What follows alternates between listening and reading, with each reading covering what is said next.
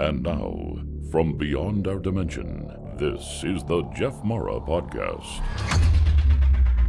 Here's Jeff. My guest is Augie Nost, author, former radio and television talk show host, and producer. From a download with Universal Consciousness, he has learned many of the secrets of society and of the universe, which we will talk about today. Augie, thank you for joining me and welcome. Well, thank you for having me. I have coffee in hand and I'm ready to go. Great. You know, we're going to talk about the secrets of the universe, and I want to let people know that we're also going to talk about the Nobel Prize that was given in 2009 for the enzyme that was discovered to reverse the aging process. But I first want to start with your spiritual journey and how you got this download. Oh, yes. That was several years ago, probably about 6 or 7, no, make it about 8 years ago. And it was an incredible experience. I have been meditating pretty much most my adult life. And the way that started, I didn't really expect it because I was sitting in meditation and I could start seeing some light coming around from the periphery of my field of vision. It's just spikes of light coming in, and it got stronger and stronger and started closing in. And then it was all around me. And in there, I could see things in that light. And it was kind of like a pool around me where I could see inventions, I could see concepts of people. So all the way back to the beginning. And I could grab on to something that was floating by. And once I concentrate on it, it was brought out and I could see it in detail. And it lasted for probably no more than 7 or 8 seconds, and it just faded out. And I was sitting there, I was totally dumbfounded because I realized what I had seen. I had seen the whole history of the universe. And I realized also that this was going to stay with me. I could reach into there, think of a concept, and it will come back out and I could see it again because I had all of this downloaded into the mind. I didn't say brain. There is more to the mind than the brain. So now I had this information and I thought about that and just, man, oh man, I can't talk to anybody about this because they're going to think I'm nuts. Well, I did find one guy a fairly educated fella, and I mentioned it to him, and he said, yeah, that's no problem. He says, I understand. This is all explained in quantum mechanics, he says. These things can happen. And he gave me a couple of books that I should start reading, and I started reading those, and there it was. Those things that I was talking about, all the way back to the beginning. Now, we're talking about the Big Bang as the beginning. That actually wasn't the beginning. There was something before the Big Bang. Of course, there was no Big Bang. There was no bang. There was just a beginning of this 14.3 or 4 billion years of evolution. And then there was something before that started. And when they talk about the Big Bang, I just got to get it out there. There was just no bang, but there was a single particle of thought that lowered its vibration from a higher dimensional existence into this one, and it was empty. And that thought was curious. It realized, empty. That means I can create anything. I wonder what I can create. So it duplicated itself into everything we see today in our universal existence. Are you saying that that thought is God or God consciousness? The thought isn't necessarily God, but the consciousness behind the thought is probably what could be as close to the concept of God as we can get. And when the duplication happened, it went into all of the concepts, and they were laid down the rules, so to speak, the laws of physics, which everything would be created on the basis of. But now the question is, what is it what we see around us? Is it nuts and bolts and iron and cats and bones and flesh and hangnails? What is it? Or is it a conscious expression of something that we have created in here, and also the emotional part in the heart, to create this existence around us? We're going off into a direction here that maybe needs a little qualification. Let me give you some. If I'm saying that we live in let's say that we live in a mind-created universe, it could need some explanation. Let me give you an example. I am a hypnotist. If I put you in a soft chair and talk to you for about 5 minutes, and I tell you that when I snap my finger and bring you back out, you will see an elephant standing next to you in the room. Okay, if I did my job right, I snap my finger, bring you back out, you're going to see that elephant. You can see him, you can hear him breathing, you can reach out and touch the snout on that elephant, you can feel the rough skin. But it is a problem. I can't see the elephant because there is no elephant there. And I don't care if you're on the 32nd floor of an apartment building with doors too small for the elephant to even make it there. That elephant would be there. So now, what happened to your world? Did it go away? Because there's an elephant there, and you can feel him. It's perfectly real to you. But your mind created that elephant.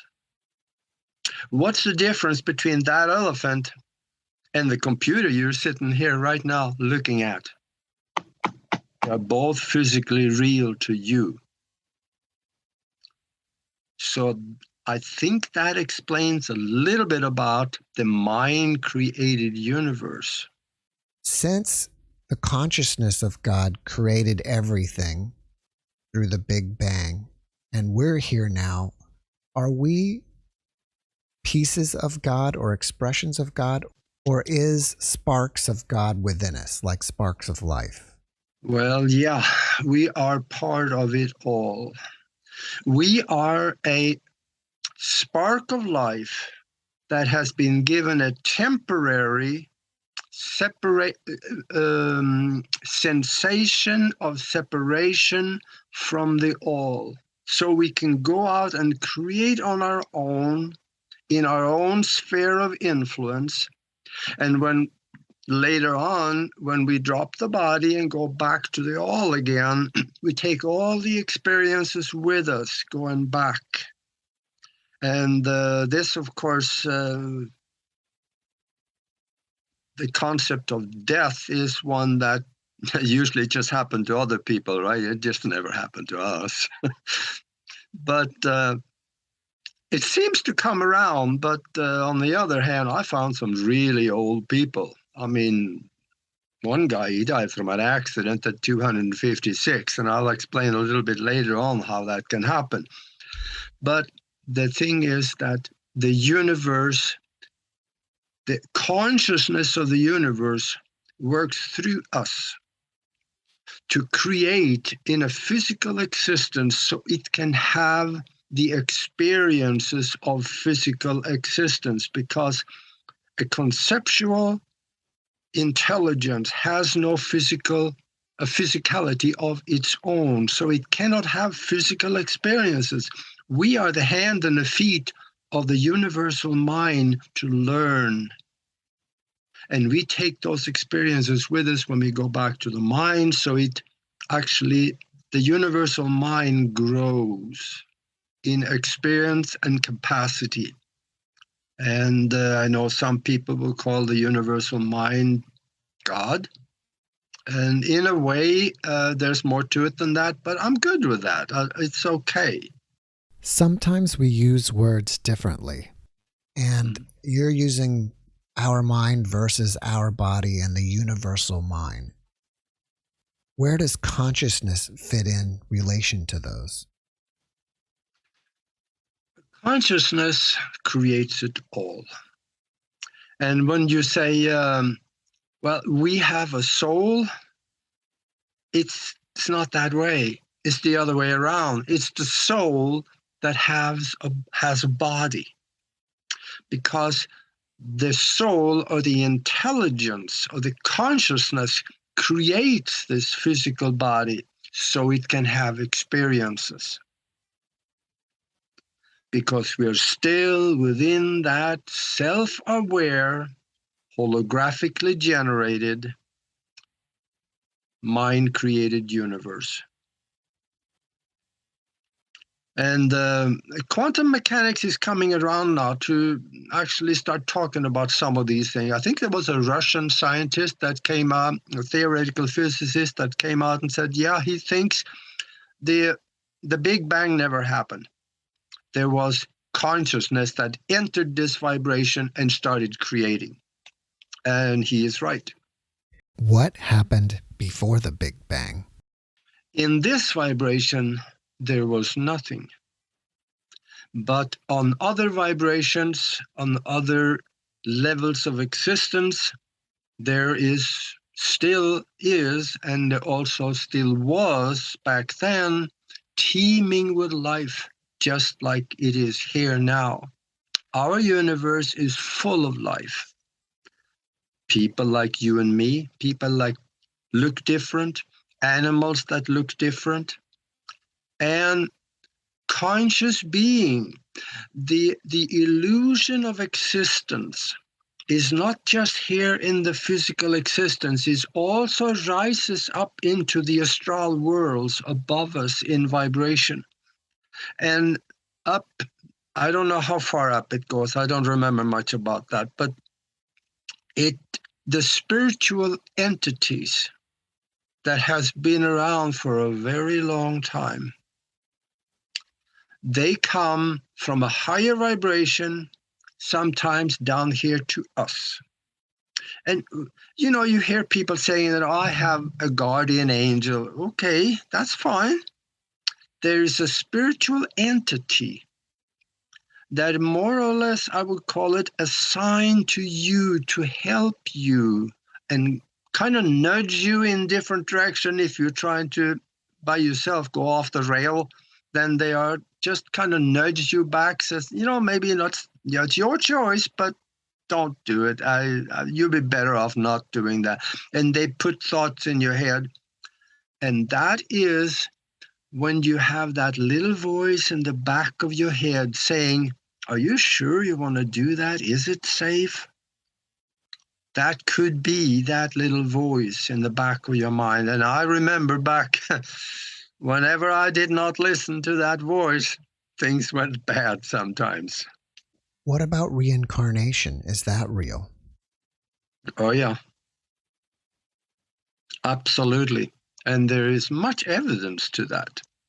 There is, you can go to YouTube and put in the search bar reincarnation. You'll find people that remember previous lifetimes and specific incidents in previous lifetimes. And when you go back and try to verify what they said, it's verified. Like one kid, he said that he was a pilot during Second World War and he crashed the airplane in a swamp right off the coast in France. Okay, actually it was up a river. And he said, yeah, that's where it is. He looked it up on the map, and the parents went there. And the kid said, that's where the plane is, and I'm still sitting in it. They dug it up, and by golly, there was a plane in there with a skeleton in it. So he remembered his previous lifetime when he crashed the airplane right there. Things like that, it happens quite often if you start looking for it. But it is hard to wrap our heads around that we actually, well, you're done with this one, you go back and you have a little bit of a re-education period. You kind of evaluate what you did here, what did you do right, what did you screw up, what should you actually come back and do over again so you can learn more from it. And then, if you choose, you are going back into another lifetime history, or you can select to stay there as a spiritual entity and maybe become a guide for someone else. So there's many different options. I remember when I was standing, there were other entities. They call themselves the guardians of the soul. And I was standing there, I was looking in a pool. And I had, I think, about 3 different lifetimes that was presented to me. And I evidently chose this one. I don't remember exactly how about the others, but there were a choice between several. And I was given the choice, and I chose. And once I made the choice, things are arranged for you to go back, get reincarnated, born again, and grow up and have certain experiences, and you will be, it's keyed into your mind, not just the brain, but the mind. And when you do go through that lifetime, you end up making those choices. And the big choices are usually pre-planned. What you're going to do for a living, who you're going to marry, where are you going to live, are you going to have a bad car accident sometime, to learn from that. And that's usually predetermined. Now, if you drop your spoon on the floor during breakfast on Thursday, I don't think that's pre-planned. Those are things that just happens. But the major events are keyed into your programs to learn from. So we have a combination of free will and pre-programmed events then. Yeah. In the beginning, when you mentioned that you had this download during meditation, did you have an out-of-body experience at the same time? No. I don't think so. Not during that time. I was just sitting there in meditation, and my eyes closed, and all this showed up.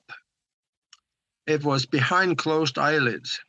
As I mentioned in the beginning, you have secrets of society and of the universe. Do you also know secrets of the future that haven't happened yet? Oh, I was wondering if you were going to go there. In the astral worlds, there's still time as we know it.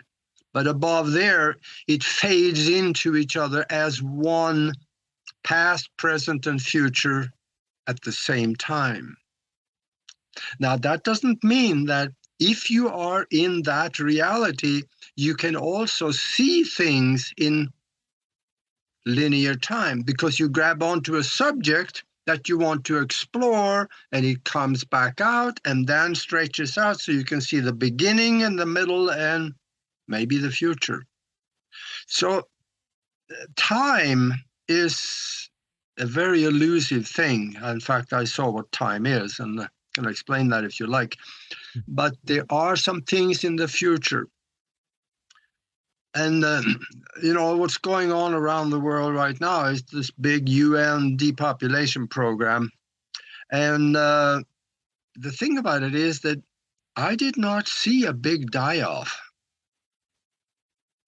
And that's what people in the know are expecting because of what people have, done to their arm and stuff.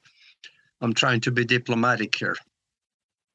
because of what they have done. They expect that, it was intended to, but I don't see it happening. I didn't see it happening. So I think we're okay on that. No, there a lot of people will go, to another place, but we're already seeing that. There are government documents coming out of England that is one out of 420 has gone to another place. But that's for another show, I think. Right now on the planet, it seems like there are more people than ever. Are they all here for some big Earth event that's going to be happening soon that they want to witness? Mm-hmm. There's a separation of realities coming. And in fact, for the ones that really good telescopes out there, place it on the moon, and you're going to see stuff circling the moon. There is thousands and thousands of ships out there circling the moon and parked in places. There's a guy in Canada, Bruce Sees All, on YouTube. He has a telescope that is big, and I could crawl inside of it, and I have a comfortable place. And he counts rocks on the moon, and he sees ships up. These are here waiting for our separation of reality, because we're going to leave the third and the fourth dimension behind, and we are going to accelerate into a higher vibration, and it is coming. There is no timestamp on what I have seen, but it is soon, probably within a year. That's probably what people are calling the ascension, right? Yeah, that's what a lot of people are calling it. I'm not so sure that it's actually an ascension. It's just a separation where we vibrate out of where we have been, because there is another Earth where we are. And it's a little bit bigger, but it is here. Like a multi-dimensional Earth? Yes. And it's basically empty, except for vegetation and things like that. So there will be people. We will be going probably to that one, because that's what it appeared as to me. Is that Earth going to materialize here with this Earth? So there'll be two of them circling the sun? No, I think we will just accelerate out of this one into the higher realm and leave this behind. This will remain in another timeline going into the future. And the ones that are left behind, the scuzz buckets of the world, or the ones that is not quite embedded in just negative things, they're going to be left behind, and they're not going to have all that much of an enjoyable ride. We're going to be in a better place compared to that. All right. So you have a book called Spiritual Science, Higher Consciousness Thinking, and How to Access the Universal Consciousness. I was reading the back of your book about different questions that the book answers. And one of them is, who was Jesus? Yeah. Who was There's he? the book. I have no shame, so I had to show it off. That's no problem for me. Yeah, who was he? There's a lot of people out there that are running around. They're talking about he never existed. Because if he was such a grand figure at that time, there would be more writing about him. Well, yeah, but he wasn't around very long, for one thing. But there is also enough writing about him that prove he did exist, but not under that name. I love it when people say to me that, I have a personal relationship with Jesus. And it says, wonderful, that's great. What was his last name? All I get back is an empty stare.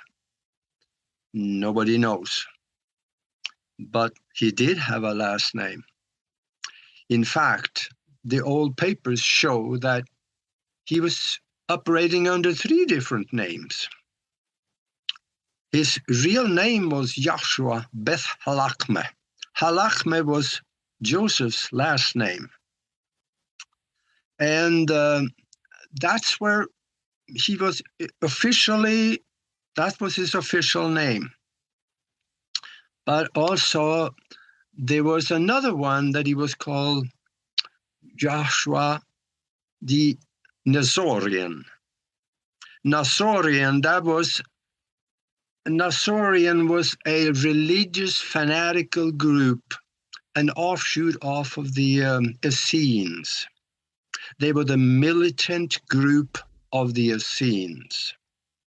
And there's much evidence that he was actually a freedom fighter, and he was part of that group at one time. But, this is a little controversial, and if somebody, there is a book out there also called The Jesus Papers. Very interesting book, because in there was a guy that was digging a basement in Jerusalem. He was digging a basement to his house, and he found this box. He opened up the box, and there was a scroll in it. So they had it, they oiled it, of course, and then they just got it flattened that they could read it. And they found it was the document that Jehoshua Beth Halachme wrote in his defense in the court case against him. And in there it says, I am not God. I am only I'm only a man with the Spirit of God within me. And that's exactly right. But his travels, he spent several years in Egypt on a small island in the Nile, almost out at the mouth of the Nile. And he spent well over a decade in India learning, and that's where he met Maria Mene. Maria Magdalene. Magdalene was, I guess, her second name. There's never any last name for her, but Maria Mene is what she was called among her contemporaries.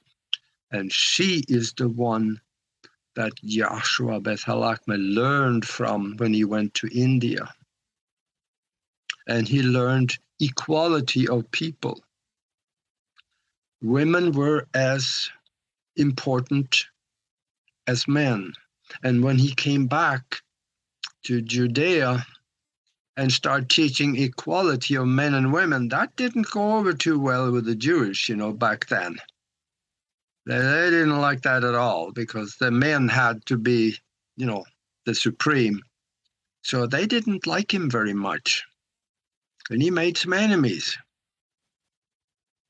And the story, they did unspeakable things to him, but he also, according to the old documents I found, and you'll read about this in the book, the fact is that he never did die on the cross, because they were late putting him up. And there was Passover the next day, and Roman law said that nobody could be crucified or hanging on the cross during Passover. And the Passover started at 6 o'clock in the evening when the sun went down at the time. And so he was up there for 6 hours, and they took him down. And he survived. The fact that people survived the crucifixion is not just all uncommon. There was a lot of people that survived it. So he was not alone, though he was one hurting puppy when he came down. But so they used ointments and herbs and things, and they got him somewhat fixed up. And the old papers show that he was taken from there and went across the ocean. They didn't say which ocean, but I would think that would be the Mediterranean, all the way to France. I think there is papers actually, or writings in France showing that he was there at one time. But he also from there went back to India, and he traveled again, and he died as a very old man. There is old Roman records show a man with his name buying land outside of Rome in the year 63. So he did not die on the cross. Who created the Bible? Who? Well, there was 223 people that got together in Constantinople, and they were ordered by the Roman Emperor, Constantine. He told them, go to Nicaea, create a religion that will unify my empire, and do not emerge before you have done so. And he picked, and others picked, these 223 people and sent them to Nicaea. Because Constantine, he looked at the Jews and he said, they never fight among themselves. They are peaceful people. They never even argue hardly. He wanted his empire to be like them. So he told the people, go to Nicaea, create a religion like them, which there are no conflict. Oh, well, you know how that worked. They created a religion, and get your hands on the notes from the meetings at Nicaea. You will find out they lied their face off when they created that book. They took 9,000 scrolls from old records all the way back to Sumerian tablets and from India. And they took those 9,000 scrolls and tablets, and they went through that. They picked what they chose out of those old records, put it into the book, which is translated the Bible, the Bible, and accredited to their new God. And when they got done, there was a vote, because they could not agree if they should give this man, Jesus, deity status or not. Many said that we haven't seen him do anything that other spiritual people can do. But they remembered the emperor said, do not emerge before you have done so. So they had to create a God there. So they created Jesus as a God because they voted. And there were several people that voted against making Jesus a God, and they were taken from the meetings, removed. It was said that they were removed to the north, but I got a sneaky suspicion that they were done away with because they didn't want any dissension. In religion, people are also taught how to pray. Yeah. Why? What's the significance of praying? It is very important if it is done right. If you don't do it right, it's worthless. And that's one of the things that most holy books don't tell you how to do. So-called holy books. There is a spiritual, universal language. This language is not taught to us. We know about it, but it is not taught to be used in the connection of prayer. If you're sitting around the kitchen table on Sunday and, as a family, and you all hold hands and you say, well, God, we need $470 because I need to pay the rent next month or something like that. And then pass the butter, Martha, I'm hungry, let's eat. That doesn't go anywhere. The spiritual language that can help you create in the physical is one of emotion, gratitude for already having it, intention of doing what you can to help the universal mind create for you, and love. And you wrap that in around what you want. You wrap that in what you want, wrap it in those emotional, intended, and gratitude and love. You're going to see some things happen. Let me give you an example. You can actually create from seemingly nothing. And we do that because Anori Love and I, we have created a mastermind where we get some phenomenal spiritual and powerful minds in it. One example was that about 2 months ago, there were all kinds of forest fires in Northern California. And one lady, she texted me and she said, I think I'm scared. I think my house is going to burn. The fires are coming closer and closer. And I'm taking my animals. I'm going into town where it's probably safer. Is there anything you can do on the mastermind to help me? And I said, well, yeah, let's do something tomorrow, because that was Sunday, and that's when we do it at 11 o'clock Pacific time. We wrapped our mastermind around her house in Northern California. And we used the spiritual language. We saw ourselves, visualize ourselves, standing in the rain, howling rain, our hair is wet, water running down our face, our clothes are wet right to the skin. My boots were filling up with water. And we felt wonderful because we knew the fires were put out and it will do great things for the land. This is what we visualized. And we were done, and we did an hour worth of discussion afterwards. And an hour after that, she called me and she said, it's raining.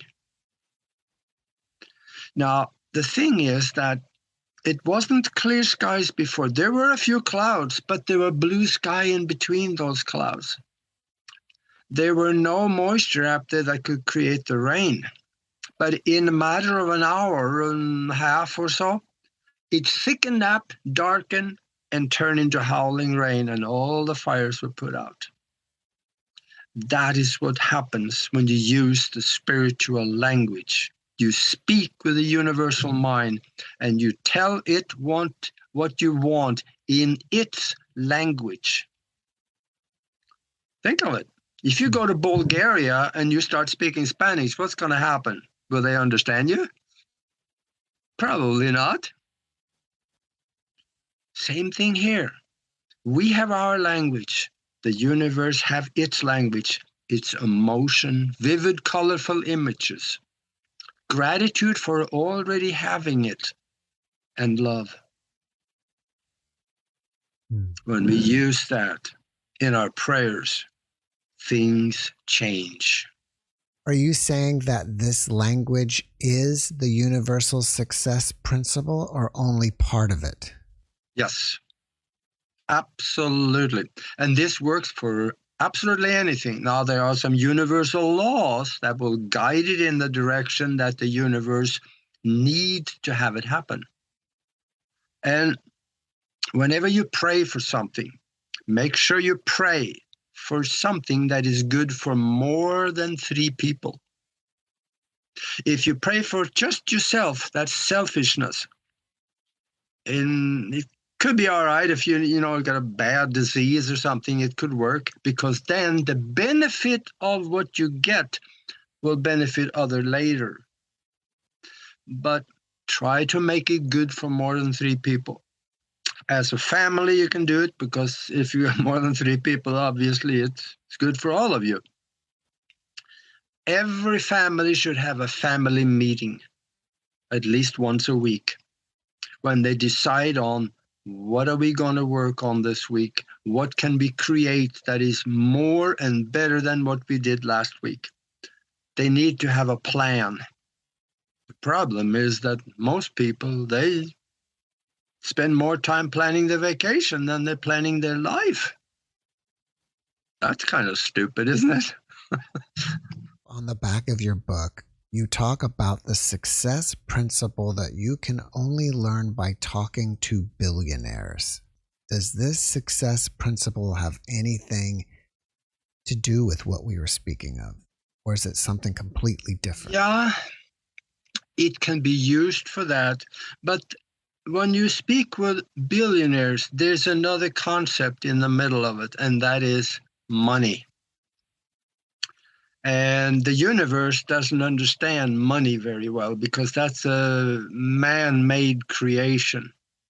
Now, exchange of energy, it understands. And we have to visualize and money as an energy. When we do that, then we can import the universal mind to help us. If you think, oh, I want $1 million, and you got a picture of $1 million bill or something like that on your computer, well, yeah, it's a piece of paper. What's the story? No, you got to think of it as energy. And there are some principles that you really should adhere to. And one of them is there is two things that go to the bank. One of them is money, and the other one is goodwill. And they have equal value at different times. Once you start going into that arena, you will know when that applies. Let's say that you have a contract in front of you, you really want it, but you can't make any money with it because it isn't big enough. Instead of calling the other guy, says, nope, can't do it, off. No, let him know. I really would like to work with you, but I don't see how I can survive doing it. I just can't do it this time, but I'll tell you, whenever you get something else, give me a chance. Develop an emotional connection with who you have to turn down. They will find something that they will come back with that you can do well with, maybe the second or the third time. What do you mean, develop an emotional connection with them? Speak to them, speak to his heart, not his brain. And another question, I'll tell you what, listeners,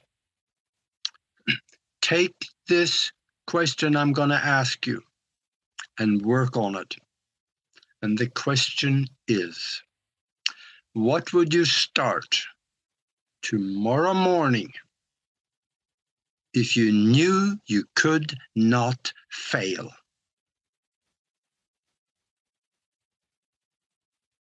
Think on that for a little bit, but don't settle on anything for at least 24 hours.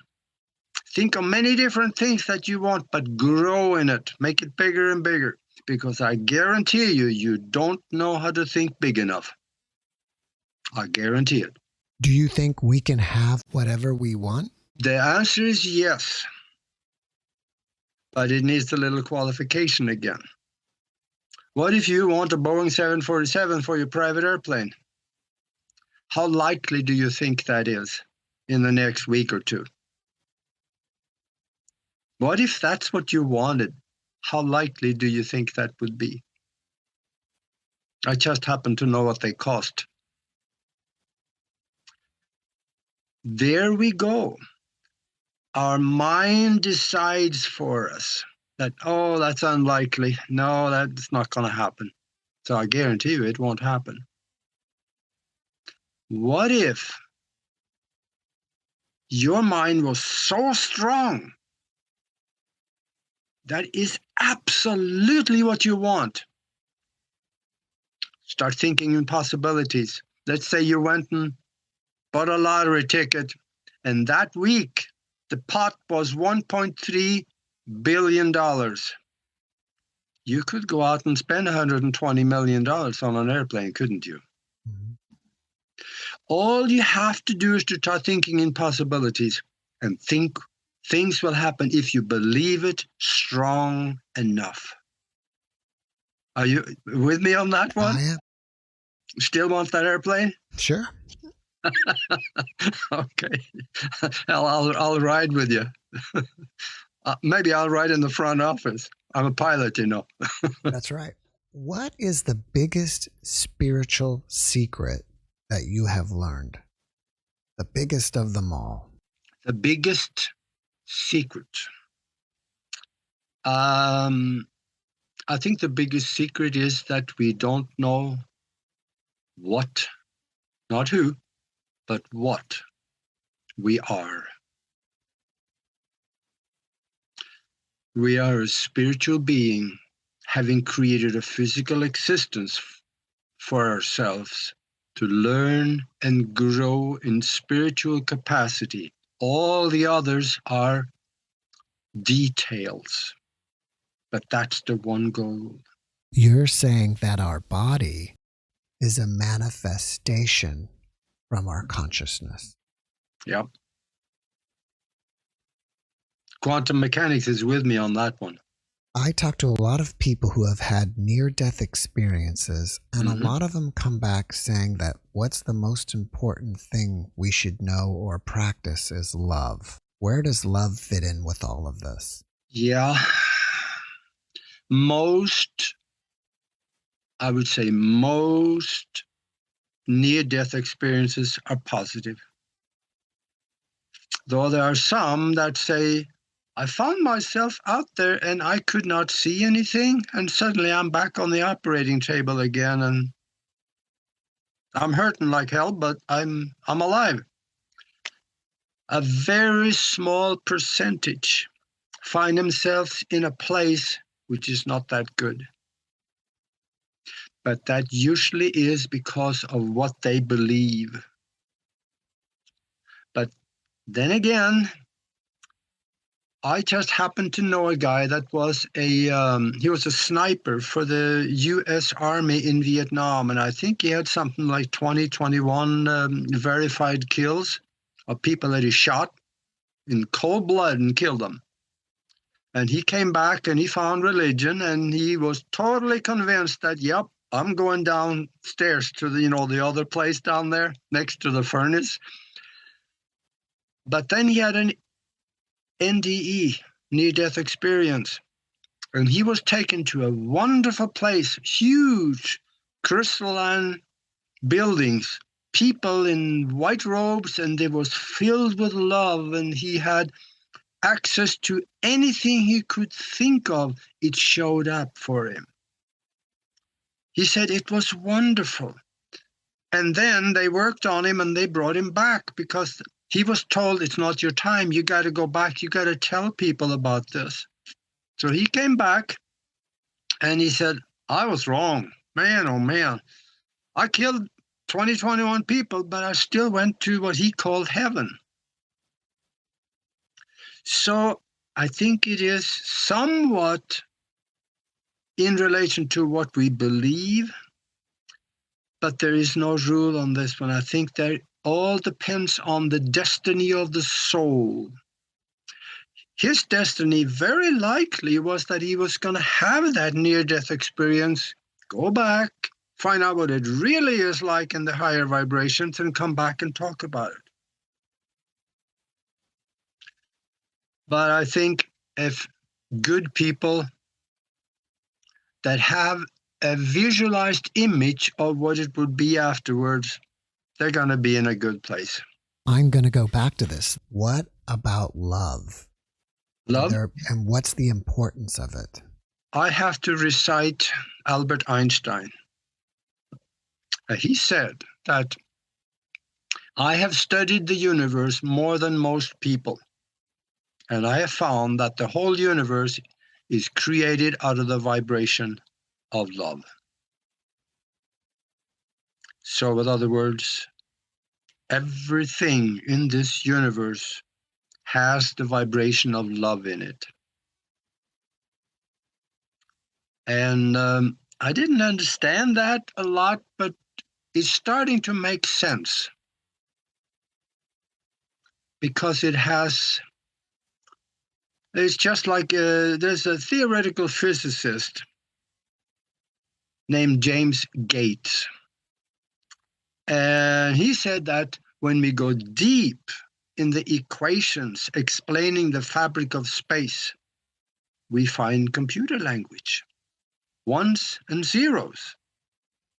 We did not put it there, but it is there, and it is too organized and too symmetrical to be placed there by accident. There's an intelligence that created this computer program. Evidently, there is that universal mind that has set down the laws of physics, expressing itself in a computer program. So in other words, we are in a computer program. We are a holographic expression of the universal mind, or our spark of life, which is our soul, so to speak. And I think in there, he said, the vibration of love is in the equations. Now, when you said computer program, Yeah. it makes me think that we're all living in a simulation. Yes. Now the question is, the science show we are in a computer program. I can actually kind of buy that, but what I'm more interested in, who's sitting at the computer? Yeah. I found out who it was. It's us.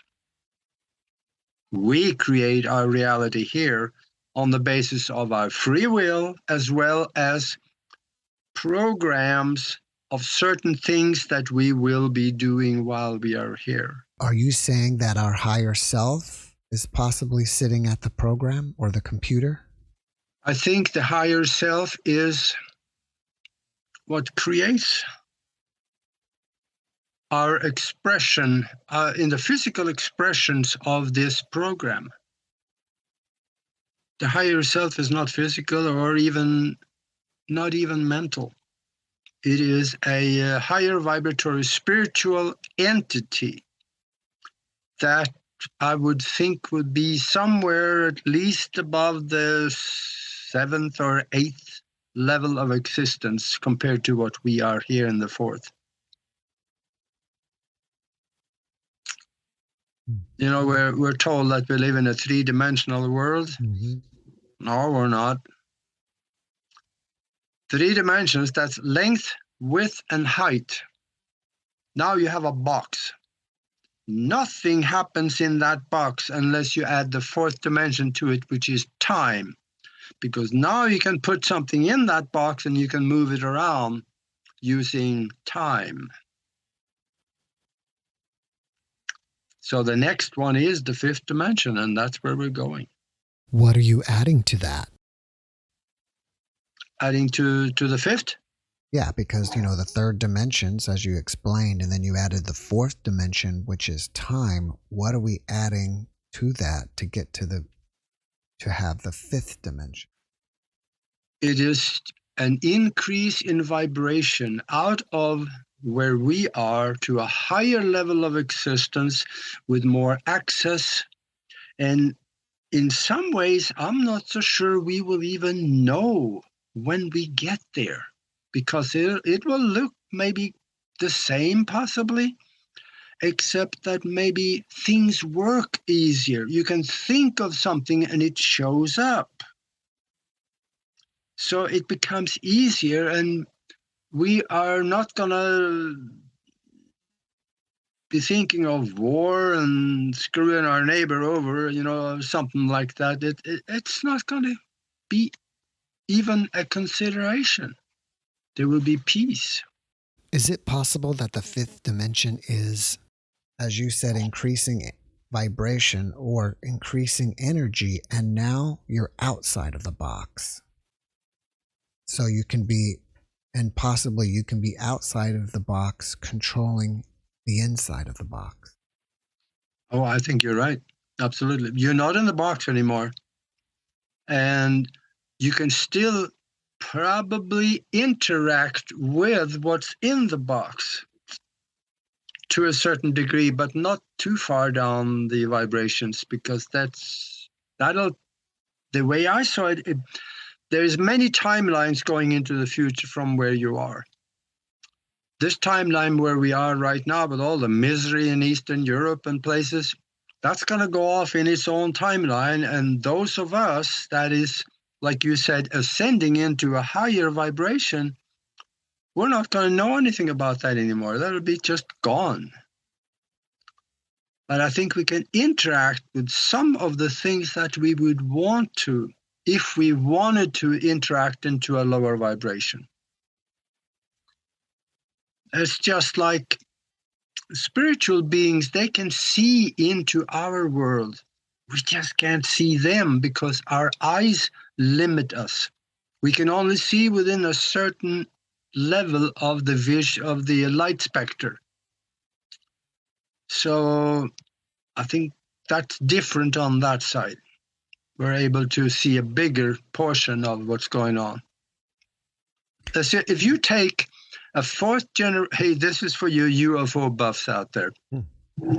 I'm one of them. Get a hold of a fourth generation night vision goggle. Go outside at night, point them into the sky. You're going to see UFOs, ships flying all over there's a traffic jam out there. You can see the cigars, you can see triangles, you can see weird looking things zipping along, suddenly making a 90-degree turn at thousands of miles an hour. Planes don't do that. So fourth generation night vision goggles, and even the third, you can see some of it. Do you think that extraterrestrials are in the 3D world with us, or they're in another dimension where the spirit guides are? They are everywhere. I think UFOs, come from many different sources. I think some of them we make right here in America at Area 51 and places like that, or in the caverns on the moon where they're making the really large ones. And then they could be interdimensional beings coming here, flying ships, and we see them. They are going through portals and stuff, and they disappear. And then again, they have some that come from other planets within our vibration and the fourth dimension here, coming from other planets here, visiting and going back home again. And I guess there's a fourth part of UFOs, and that is people that is coming back from the future, visiting us, and then going back home again. So I guess there's four different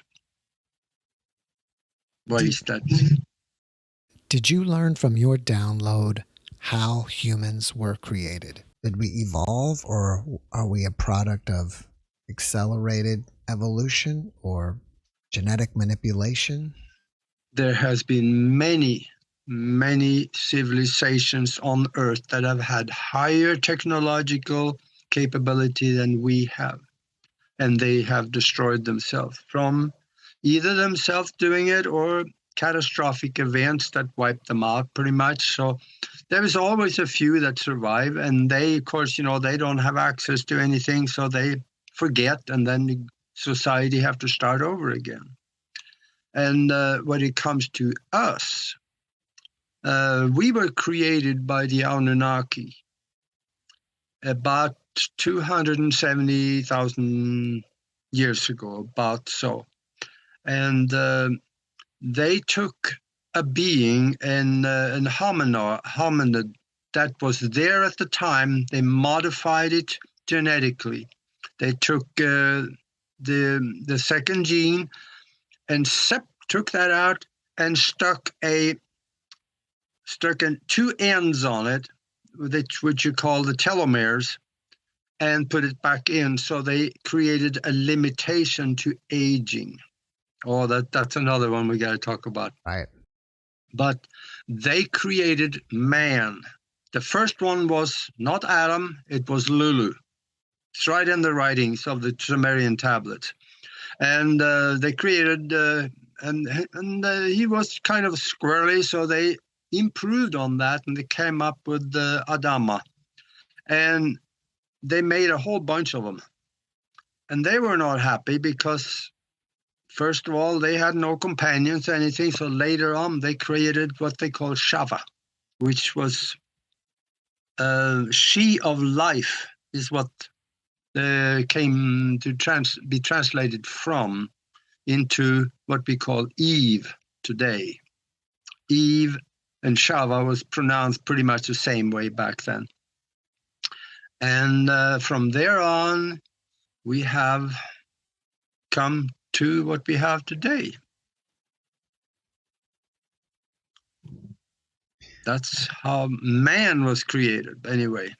All right, in the beginning, we spoke about the enzyme that was discovered to reverse the aging process. What enzyme is that?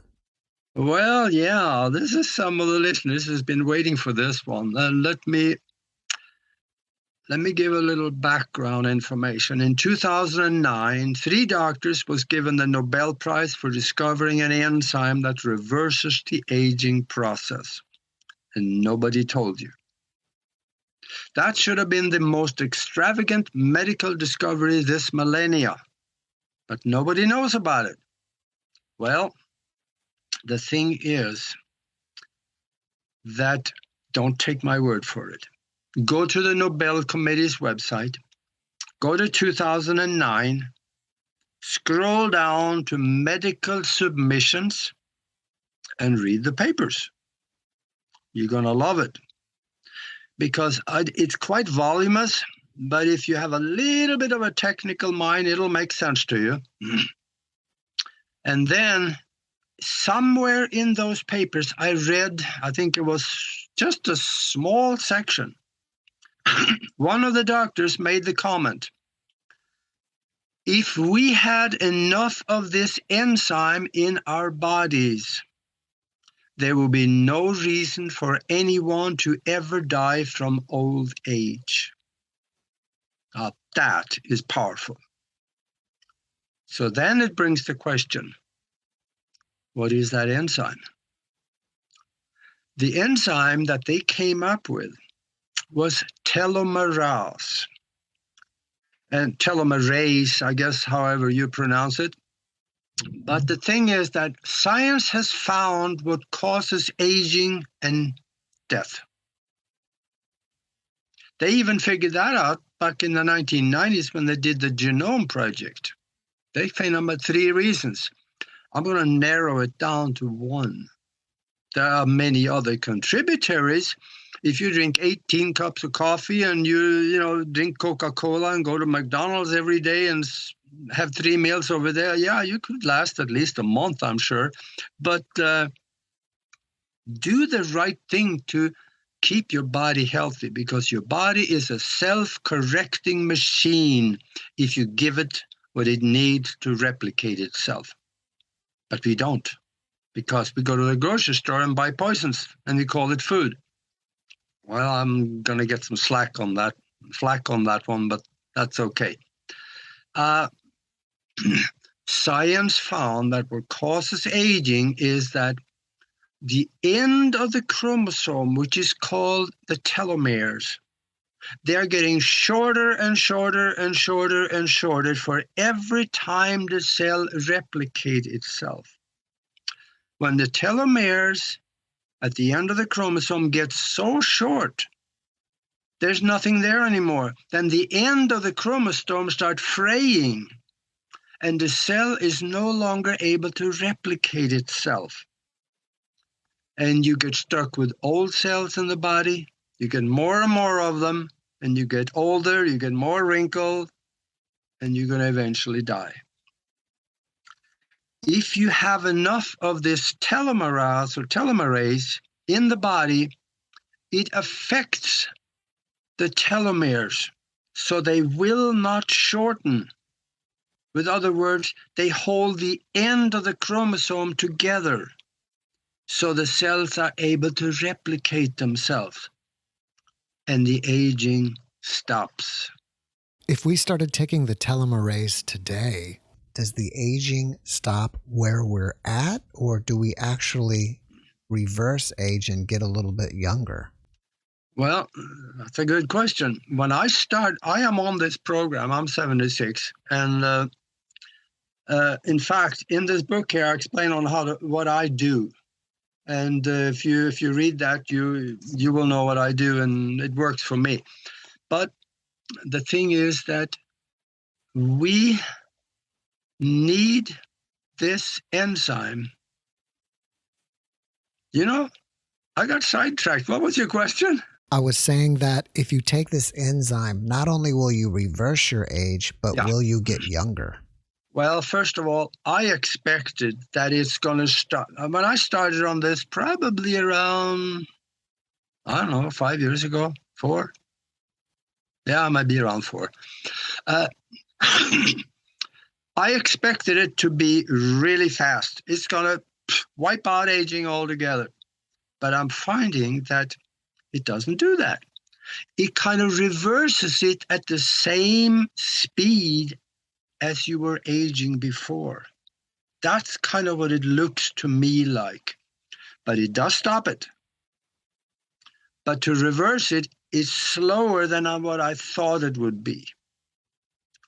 So the good thing is that being 76, I work 12, 16 hours a day, and I have more energy than anybody I know half my age. Of course, I do a lot of my work at the computer, but also when I'm out, I exercise, I have a lot of energy.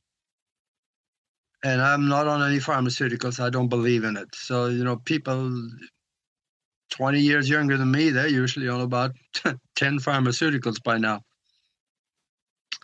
So there is something that we can do to stop and also reverse the aging. And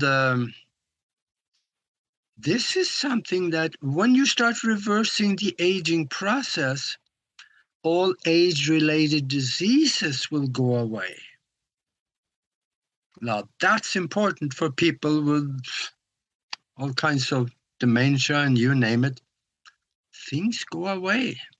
Does telomerase exist naturally in a plant or something else? Oh, that's good.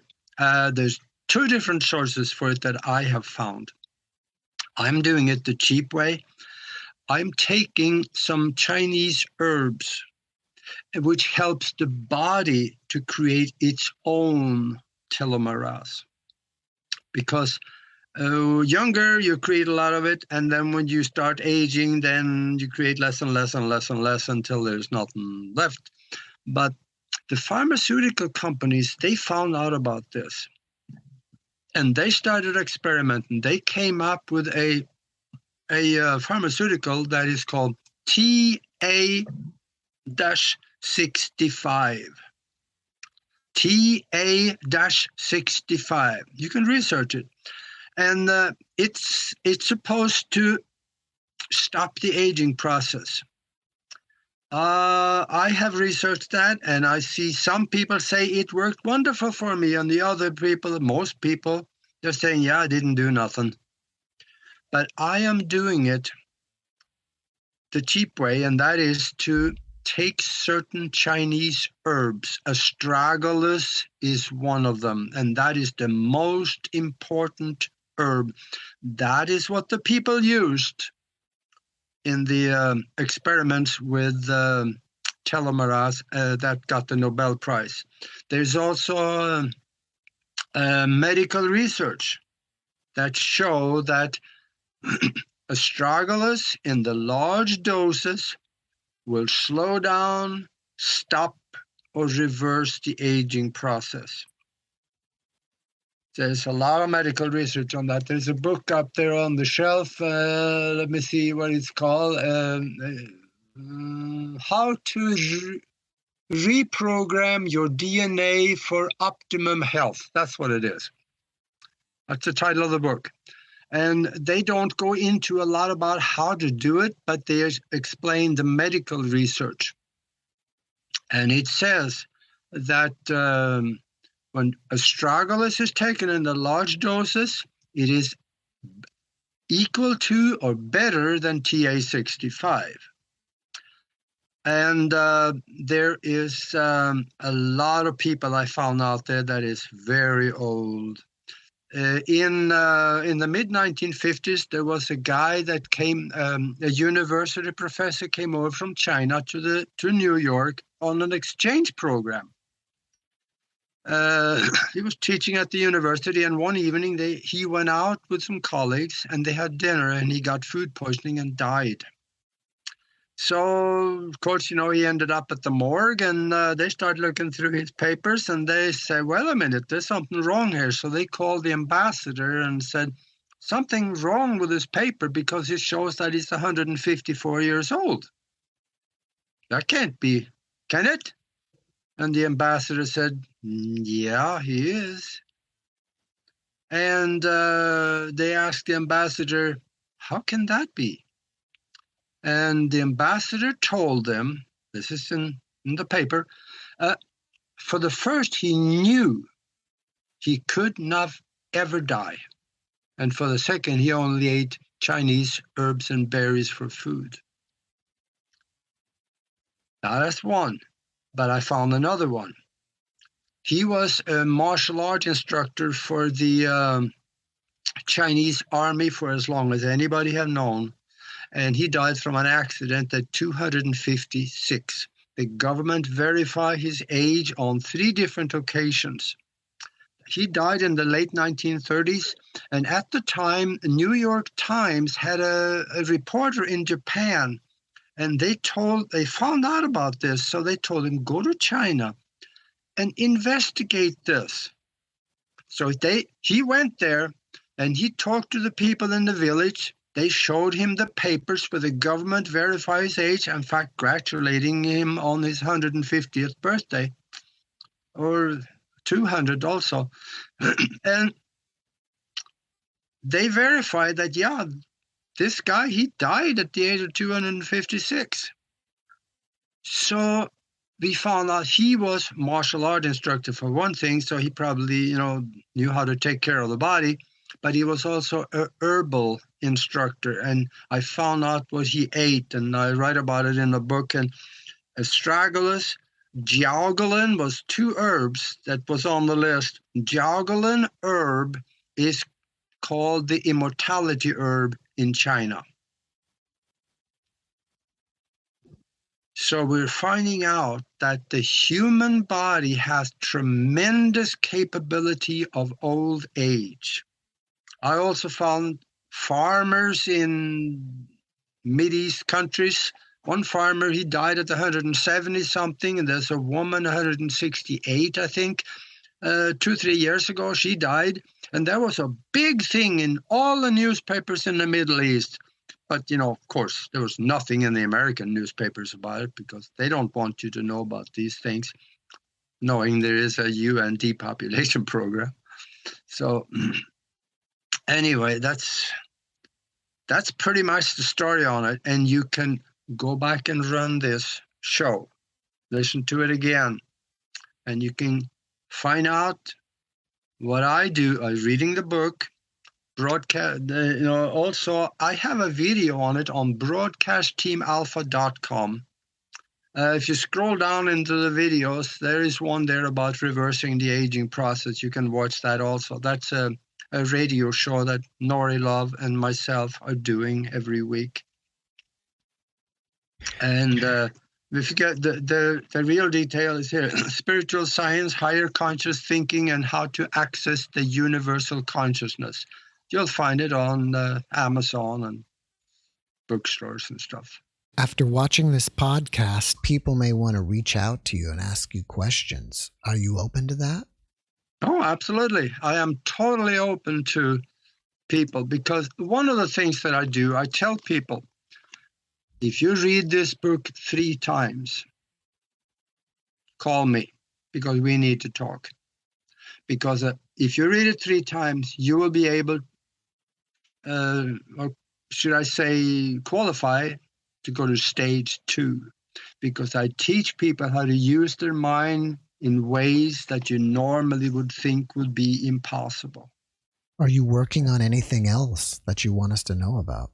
Well, we have the mastermind. Nori and I put together this mastermind. And if you want to be part of something that is totally incredible, where we bend the laws of physics in what we do sometimes, send us an email and I'll get you some information.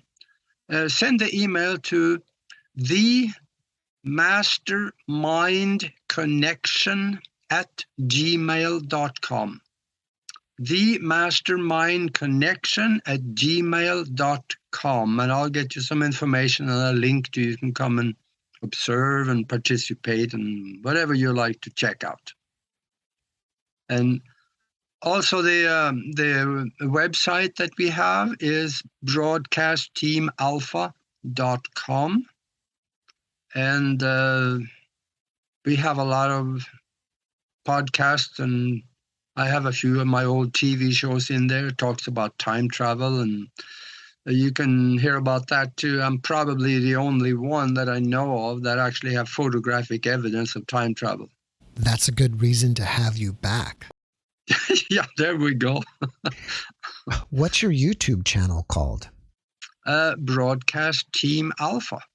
Well, Augie, before we finish up, can you leave us with one last positive message? One last positive message.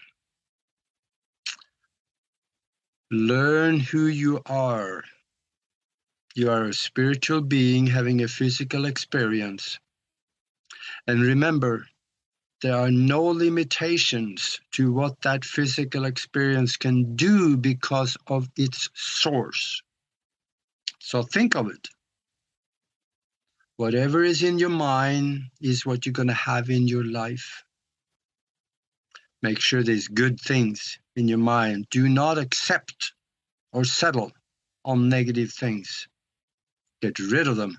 Get them out of your mind. Stay positive and create your future around that spiritual language which I mentioned before.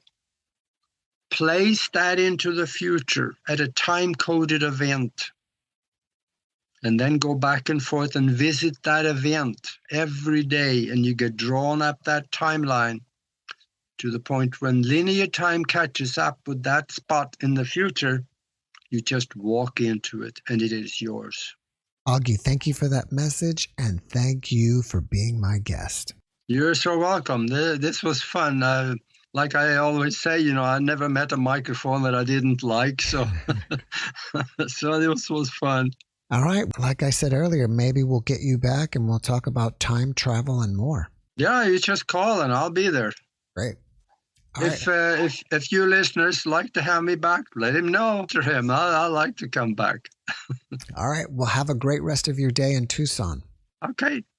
Take care now. In the words of Spock, live long and prosper.